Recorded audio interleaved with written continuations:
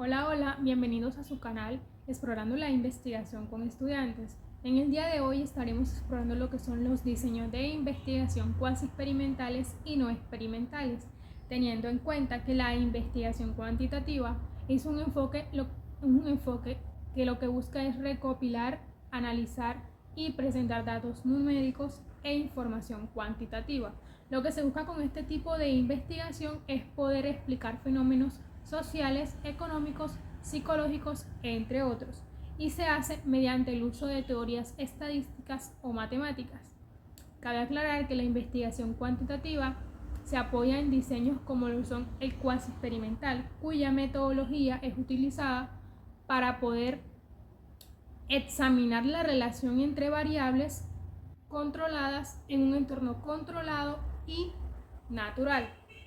Toda esta información es una recopilación de lo leído del libro de metodología de investigación de los autores Roberto Hernández Sampieri, Carlos Fernández Collado y Pilar Batista Lucío. Acompáñanos en este viaje para conocer lo que son estos diseños y su aplicación en las diferentes áreas de estudio. Pero, ¿qué son los diseños de investigación cuasi experimentales?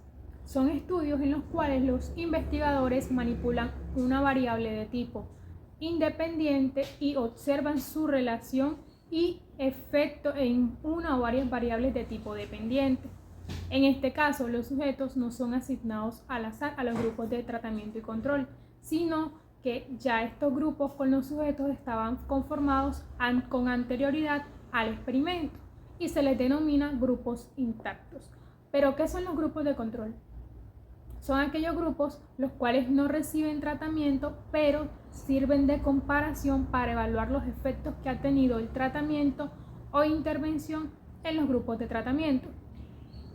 Si bien no se eligen a los sujetos o participantes al azar, se tiene mucho cuidado al momento de hacerlo y que sean lo mayor posible similares a ciertas características importantes de los grupos de tratamiento. ¿Y qué son los grupos de tratamiento? Son aquellos que sí reciben la intervención, o bien mejor dicho, el tratamiento, y que en este caso son elegidos teniendo en cuenta ciertas características o criterios.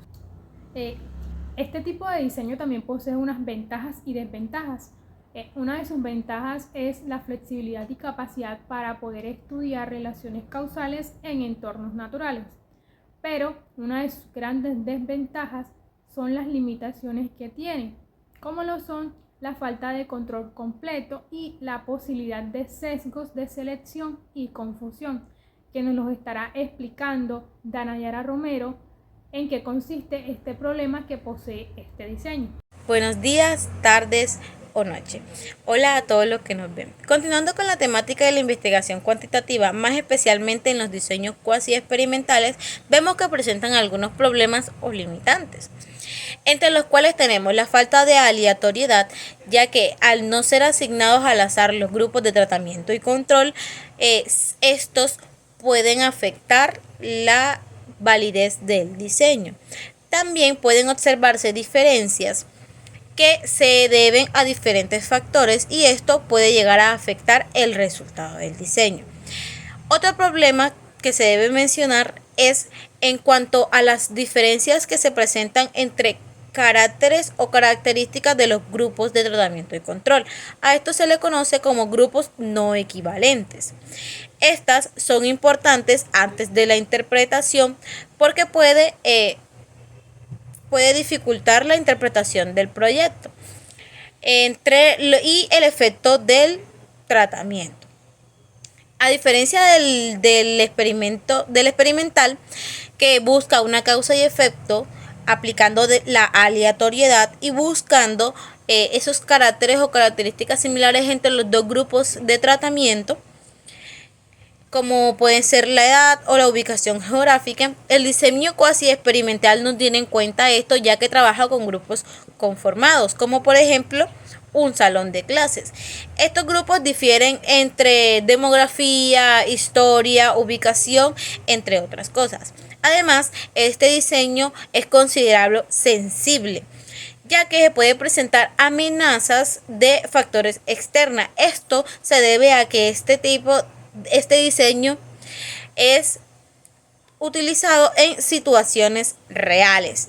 ¿Qué debo decir con esto? De que pueden presentarse en una plaza, puede presentarse en un mercado, entre otros.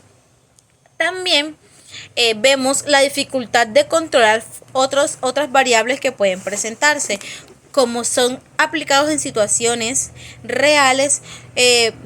No se pueden controlar algunos factores que pueden presentarse, como por ejemplo la lluvia, como por ejemplo sol o tráfico, entre otros factores que son externos, pero que estos pueden afectar considerablemente el resultado de la experimentación. Este diseño presenta una validez interna media debido a la falta de aleatoriedad. Tiene una validez externa alta debido a que una de las ventajas que tiene este diseño es que sus resultados son generalizables. ¿Qué quiere decir esto? De que en base a los resultados que tengamos de esta experimentación podemos generalizar con otro grupo poblacional, en otro aspecto geográfico, etcétera.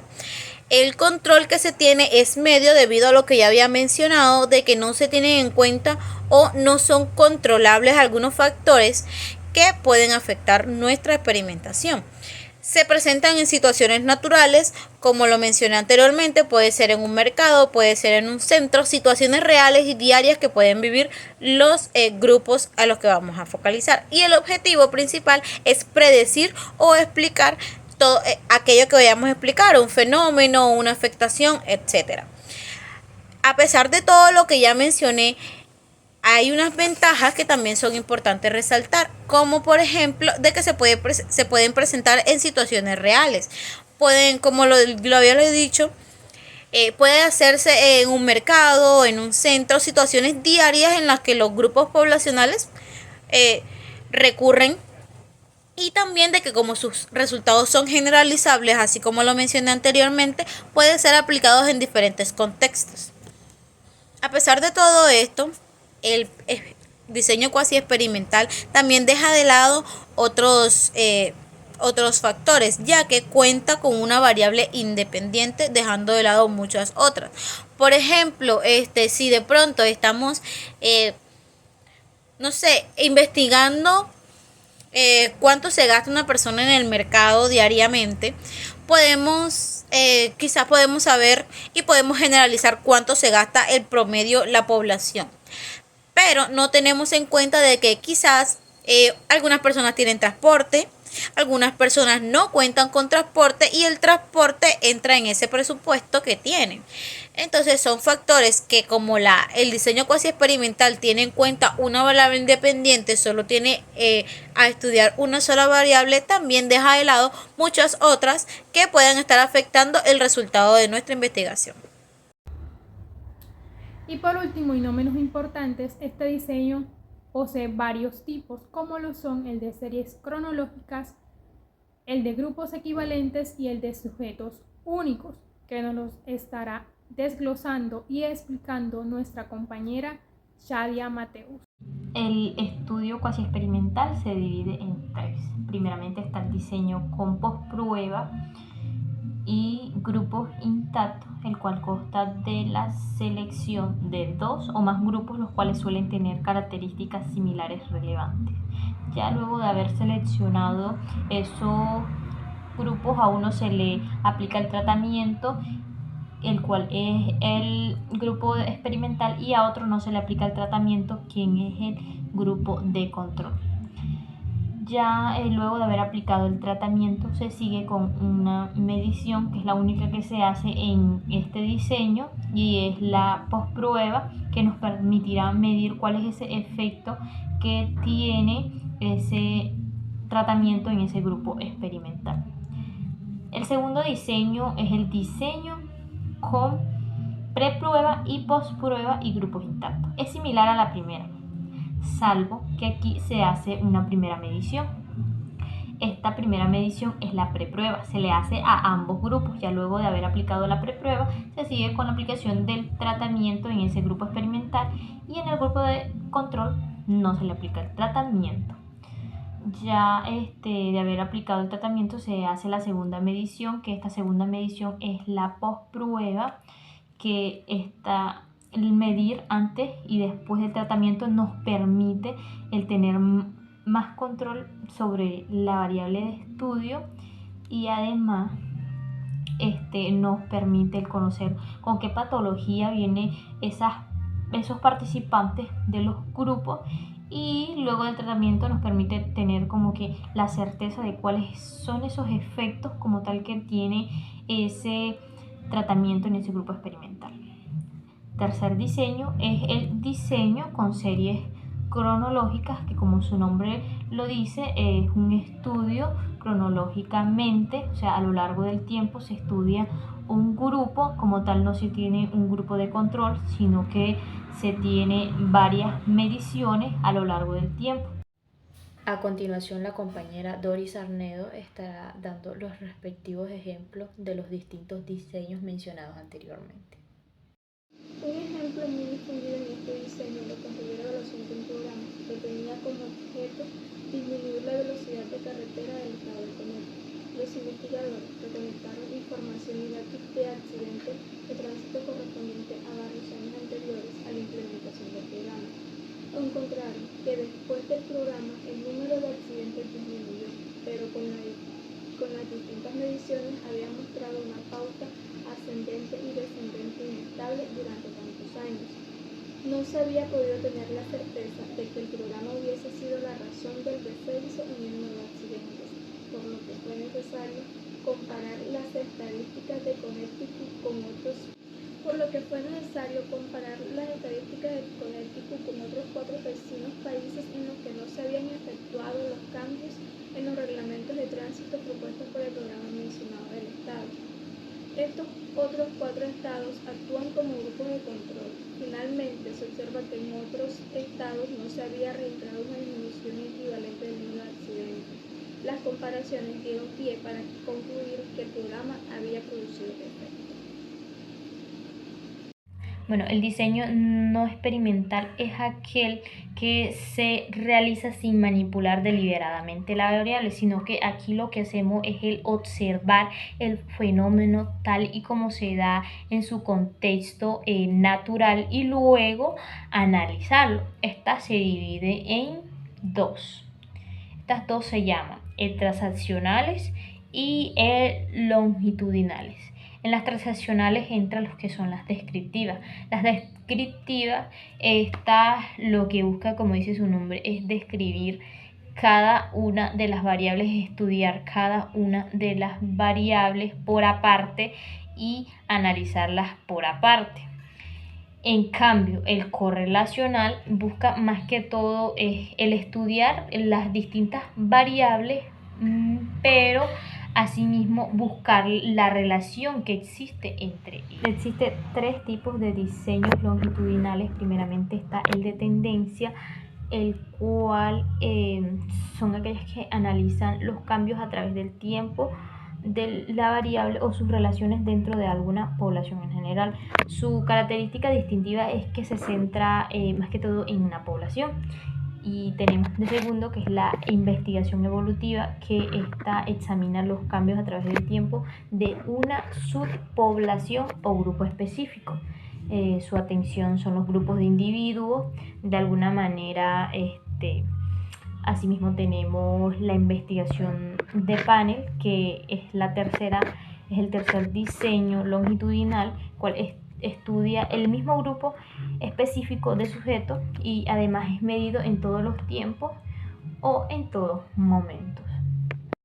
Vamos a suponer que en una investigación se desea realizar el análisis del efecto que produce el consumo de alcohol sobre los reflejos humanos.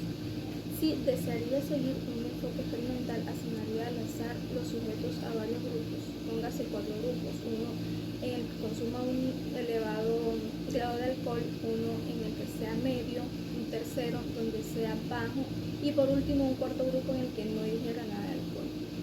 Se controlaría el lapso en el que todos los sujetos consumen su ración de alcohol. Finalmente, se mediría la calidad de respuesta de los reflejos en cada grupo y se compararía a los grupos para así determinar el efecto del consumo del alcohol sobre los reflejos humanos.